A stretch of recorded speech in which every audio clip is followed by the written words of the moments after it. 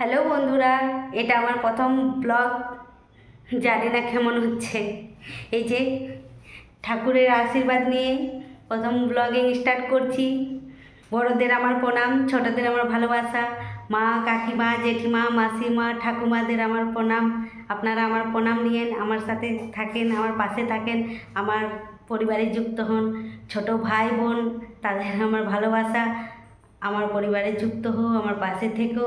এই যে এটা আমাদের ঠাকুর ঘর। এই যে এটা একটা ছোট্ট স্টোর রুম। এখন হোম ট্যুর দিচ্ছি না, একদিন হোম ট্যুর দেবো। সবাই আমার পাশে থেকো, আমার ভালোবাসা নিও, আমায় ভালোবাসা দিও।